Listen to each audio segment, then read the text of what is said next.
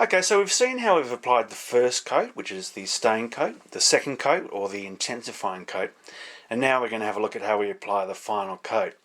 And for that, Dingobass has brought out one of his beautiful scratch builds, and it looks like it's got a colourless finish on it.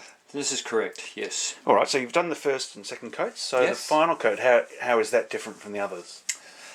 The application of the final coat is very similar to the application of the intensifying coat in that you want it very thin, and it is even more vitally important that you don't overwork the final coat, because it will actually start to cure quite quickly, but it won't be fully hardened for at least 3 or 4 days.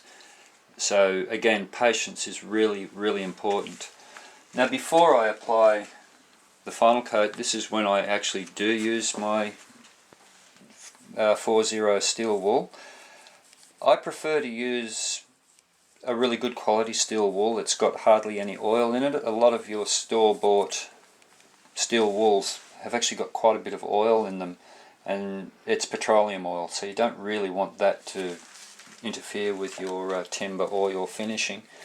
So just to give it a bit of a key, I just give it a light rub, and I mean very light rub. You really don't need to go hard in. So you're not putting much pressure on that as you do? No, it's just the weight of my hand. Right. And again, it's just to give it a bit of key for the final coat to really hang on to. And then again, I just brush away all the dust. It's really important to try and work in as dust-free environment as you possibly can as well. It just makes life a lot easier at the end of the day. So again, a little yogurt bottom. And again, shake the bottle. Shake the bottle, yep. Yeah. Just pour out a little tiny bit this time, you don't need a lot. And again, if you miss bits, and you hold it in the light, you'll be able to see where you've been and where you haven't been. If you've missed the odd spot, don't panic. You'll get it in the second, third, fourth pass. You can, and again, squeeze out any excess, and going with the grain. And very, very thin.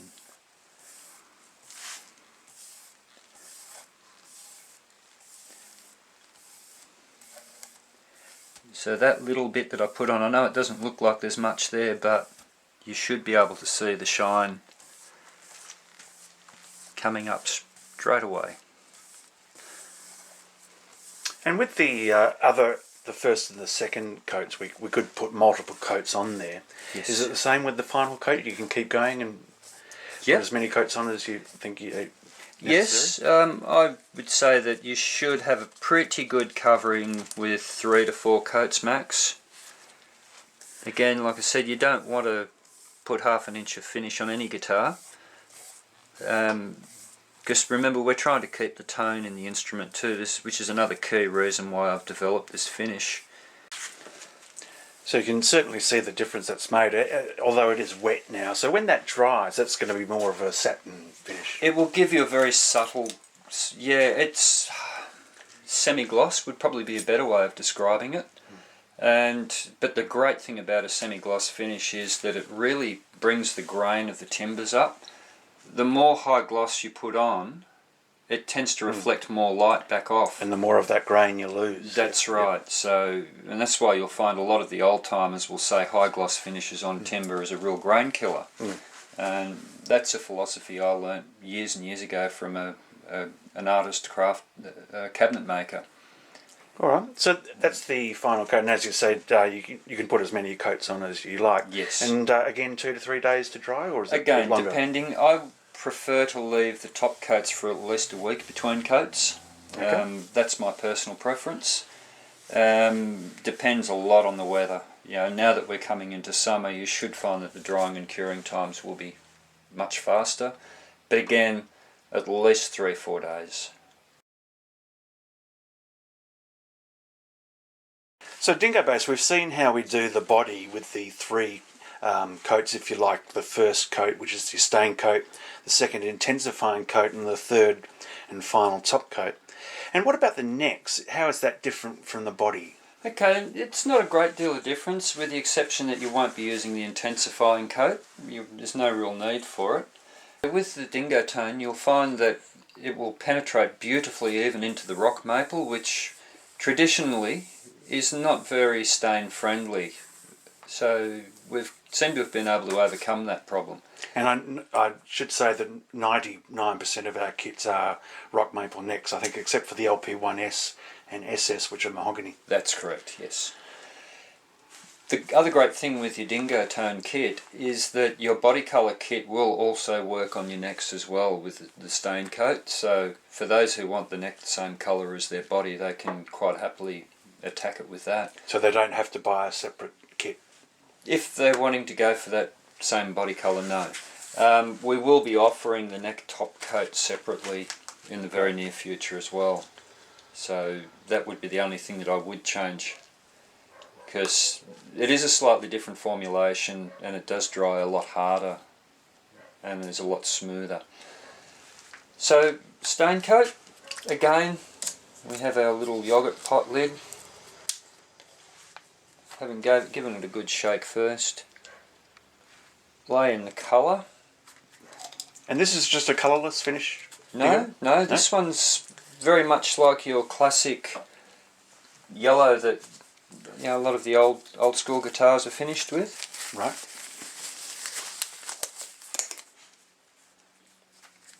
And again, you can just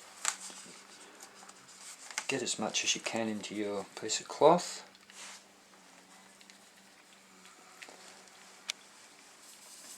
And just start rubbing it right in.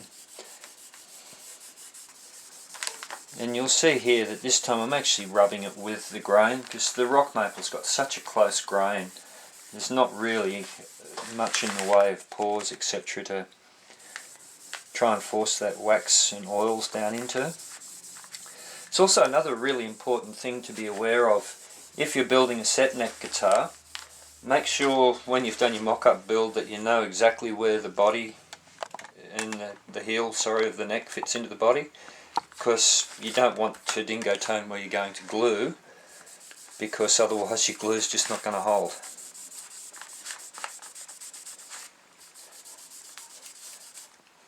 But I will demonstrate that with the next step. That looks pretty good, Dingobass. So with the bodies we did a few coats. Can you do the same with the neck, put on a number of coats? Sure. Just keep applying it until you're quite happy with the intensity of the colour. And usually I find with the neck coat on the rock maple, because it's such a blonde timber, one's usually enough, but that's just my taste. Everybody's different. Alright, and to dry again, Dingobass, that's another 2 to 3 days? Same drying schedule as with the body kits, yes. Great. Well, there you go. That looks great, Dingobass, and that's just one coat of your neck stain coat.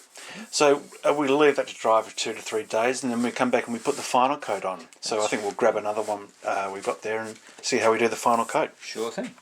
So we've done the first stain coat on the other neck, and we've got another neck here which has had the first coat applied. Yes. And now we're going to have a look at how we apply the neck final coat. Yes, sure are. Yes, this is, as we were talking before, the mahogany neck, and it's been finished with a Carragini red.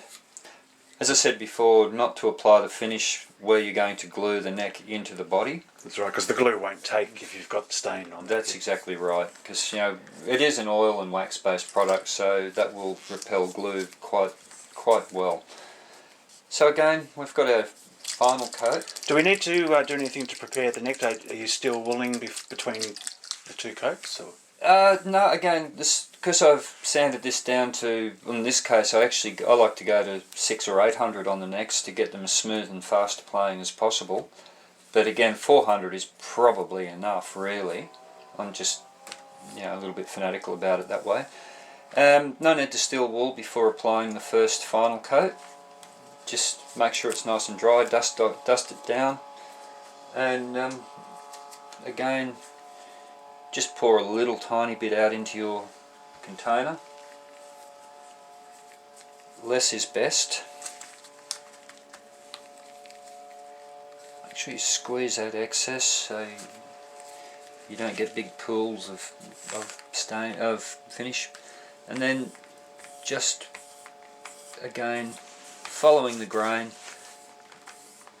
just go over it. Again, don't overwork it, because you will find that it'll start to lift off or do some other strange things. And if you've missed a bit, don't panic, you'll get it next time. That looks sensational, Dingobass. With that final top coat, is there any reason to do more than one coat? Or? Oh, look, if you want to put 3 or 4 coats on, that's fine, because they are so thin, you're not going to cause any problems. All right. And that looks nice and glossy, as we said, with the body, because it's wet. How is that going to dry again as like a satin sort of finish? Or? That'll be a semi-gloss. Semi-gloss? Yes.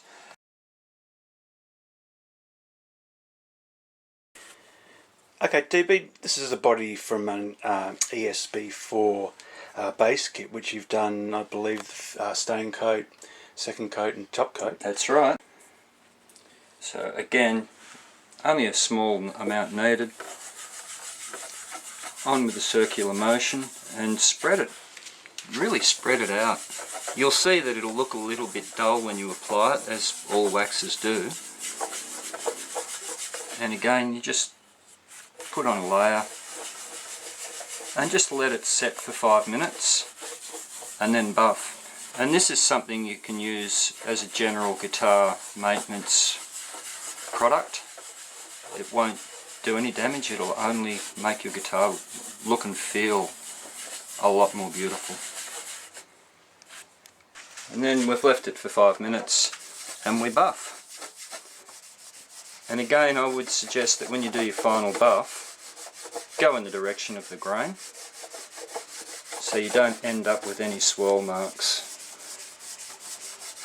And again, it's imperative that you don't leave it any more than 5 minutes.